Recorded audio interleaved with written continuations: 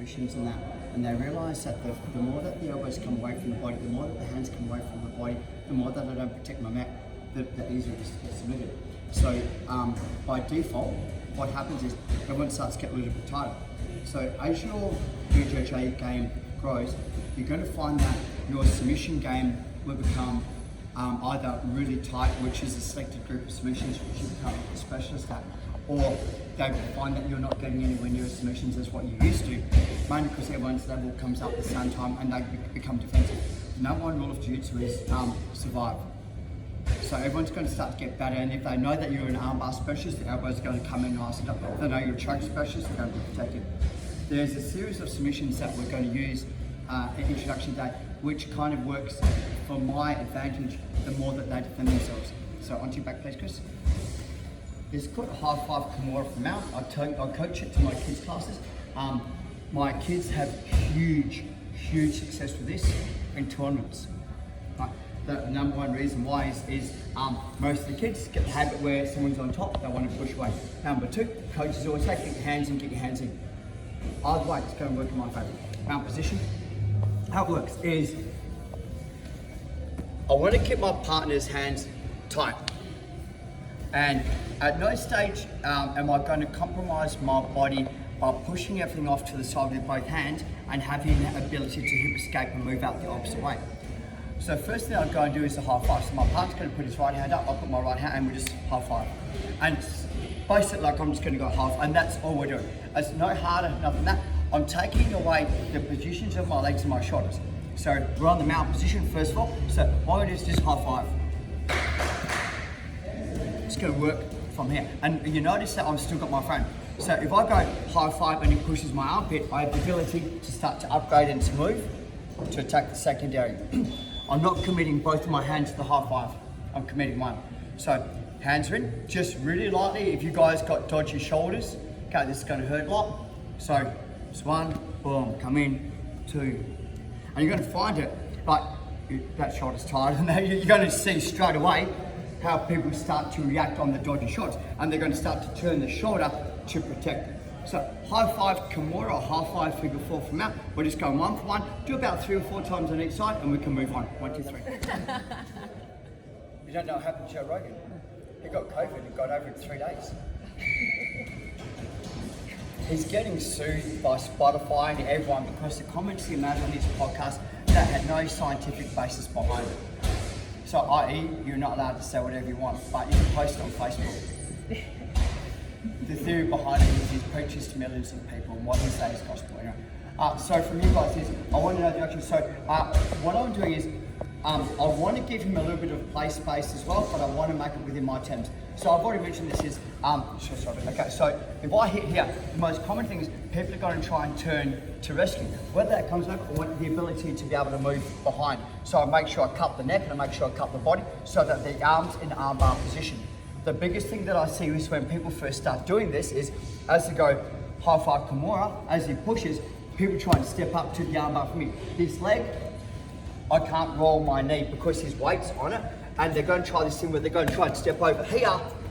I'm not going to get the armbar and just going to be able to roll out. It also puts quite a fair bit of pressure. So the thing about this way is here, bomb. As he rolls, my knee and my knee. So I keep the arm trapped into position. Scoop it, come over, play the game.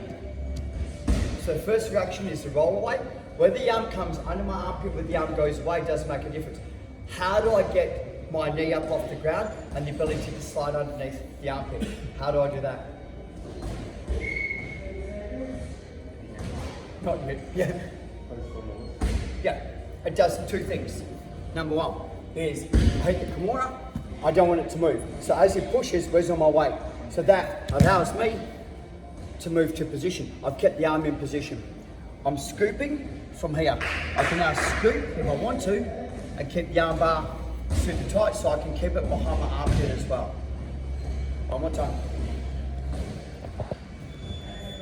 How far from one? I want to keep the arm pinned. So whether he comes on the inside or the outside, he's pushing me that way. So all my weight goes here, I step. Sit my weight on him, bring my leg round, and from here, catch it, or armpit makes no difference to me right now. The armpit's a stronger move. but it limits my ability to control my partner once he starts to escape. So once it's here, I'll lose a little bit, where here, I get the ability to go back to a Kimura grip if I want to. Are you guys okay to practice that to start with? Yeah. 1, 2, 3. So what's basically going to happen is I'm going to hit the Kimura, but what Chris is going to do is he's going to try and roll and extend his arm, become a cylinder. So I'm going to go slow motion. So we're here, arms in. As I go here, he's going to extend it, like to try and roll out of it. Does that kind of make sense? So what I'm going to do is I'm going to capitalise on this, but I'm simply going to take the head up. So last time what we did, we had a look at the arm bar. So this time, as I'm here, so I'm going half Kimura, post, half Kimura. As he rolls, I'm coming out, I'm simply going to get control of the head from here. This is positional control. So if my partner continues to go belly down, my knee follows him, and I go and I take the back. Does everyone understand? If my partner decides right now to roll backwards into me, I've got this control to keep him in the zone. The part that I want to do is I want to get a better grip on my partner to be able to capitalise on the submission. So first thing I do is I generally go palm down and control. So again, slow motion, so it's one hand figure 4. As it hits the ground, he explodes and rolls towards me. So I'm coming up, I can capitalise on this if I want to, but this stage here, I'm going to capitalise on it. What I'm doing is I'm cupping in, and my chin and my shoulder is behind his back. If my partner decides to go belly down and continue, I'll simply chase and finish from here. You don't need that, you can finish your partner with that grip. If my partner decides to roll backwards, I simply control by keeping my palm underneath. Here. And now I have the ability to start to wrap it up if I want to. So again, this is from blue belt and above, a more common escape than trying to roll into it. There's another escape, I'm not going to do it today, but where they frame down, I'll cover that.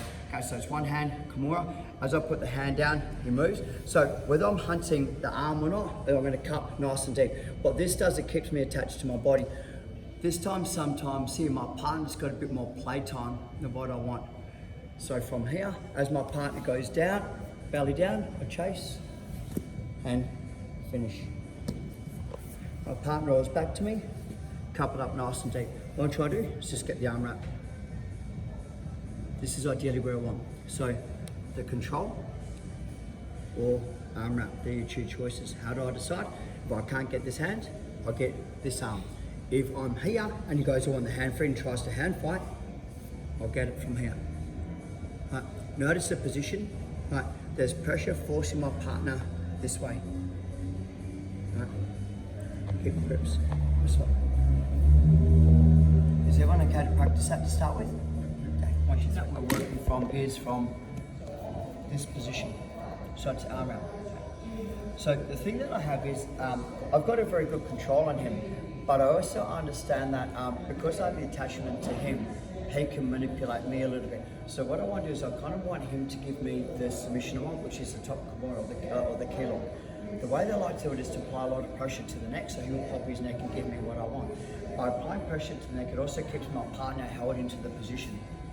So what I mean by that is like so if I'm here and I want to do the arm bar, once the arm comes over, I've lost a little bit of control on the shoulder, so he's got the ability to move. If I go single grip and I try and come over, he's stronger than me. If I try and go belly down and I raise up, I can do a shrimp and start to pop underneath, and yeah. So I get the position and I'm in good control.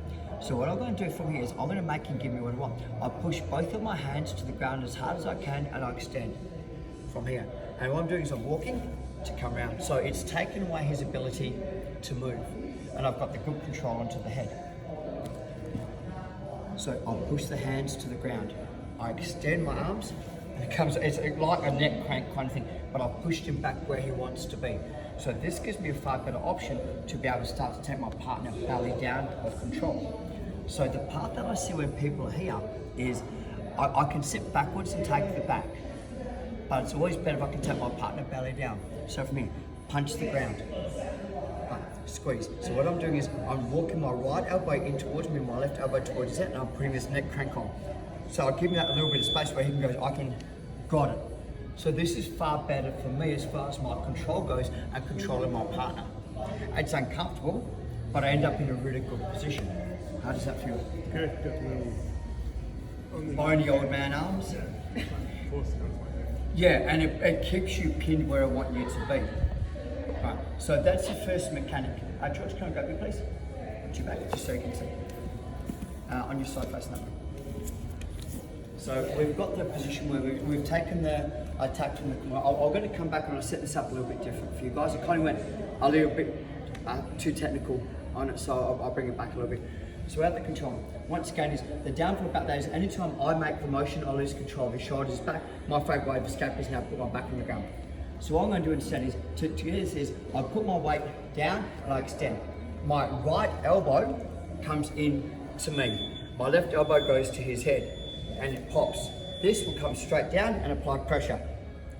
Instantly, he won't want to roll towards me. Right. So this is the key, guys, right?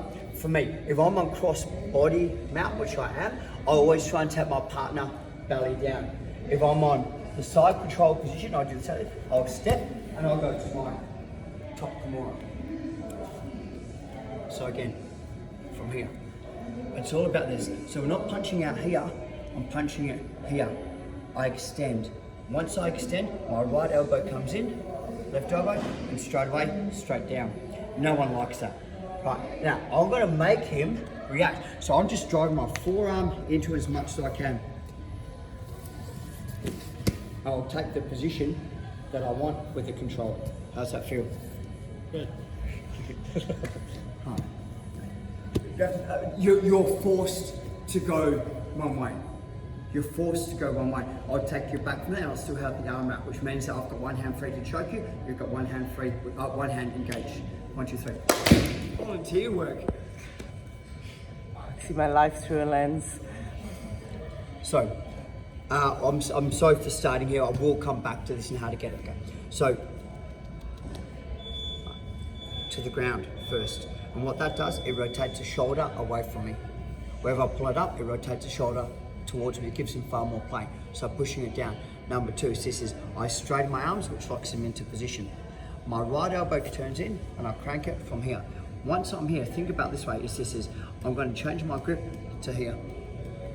Now, my knee and my elbow turn. Thank you. Both hands are underneath the stomach. Hand goes under. Yikes.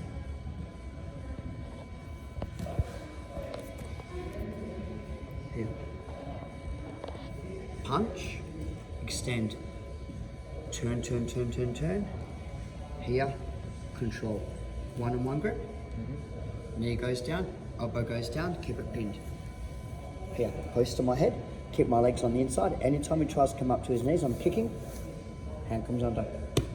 Squeeze. Kick that.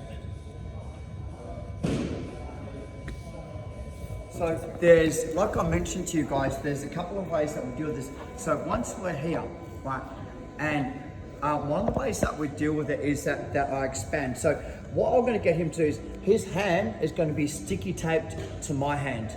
He's not going to move it. So as I come over, so he's already got the grip. Does that make sense? So what I'm seeing a lot of time from here is that, like I mentioned, we're keeping control on the wrist. That's one of the major things I want to keep control. But as we're upgrading, people are letting go to get the control of the body. Where if you go sticky hands, and I'm like, bridge, and here, that's going to put you in a position where you've got the control of it. And now we're in the position to play the game. So instead of letting go on that and trying to upgrade and improve your position, we keep control of the attack mechanism that we have. So one more time. So it's one, and I haven't brought Chris's right hand into the equation yet from this position. So the high five Kimura is done on one hand. As I create space, and as I bridge, it's going to what do called sticky hand. So he hasn't got his right hand in there yet. As I here, this will allow him to wrap it. And now we can reset our grips because it's in the position that we want. Does that kind of make sense? So now he can get his grips, Kimura grip. And I'm like, no way, because I don't want to get choked, so I keep it in tight. He goes, no drops, I'll punch the floor. Boom. I'll drive my right elbow in, left elbow. I'm like, man, that hurts. Uh-oh. So it's going to get to be where I have to react to it. But this is a pace. I'm going to explode. He knows that I'm going to explode, right? And what he's waiting for my elbow to dig in. As soon as my elbow digs in, he drops his knee and he drops his elbow. No. Wait. Hold on. Back over. Cool. Okay, so As soon as my elbow digs, your knee hits the ground first. Why? Yeah, so I can't continue. Does that make sense? You now use your right hand to pull my elbow in, so tight, boom, takes me belly down. Now, you want to ride my hips on my lower back. So I want to show you, so the general rules, I come here to get out, he goes, thank you, and completes the choke. If I try and roll this way, my head's down, you're going to slide your fingers underneath, not your fist, and that little gap. But if you try and put your fist there, sometimes I can block it out. Once you go past, once you can see your hand, you put your thumb up towards you, give yourself the frenzy, and start squeeze, and finish. Okay, just do that, guys. 1, 2, 3.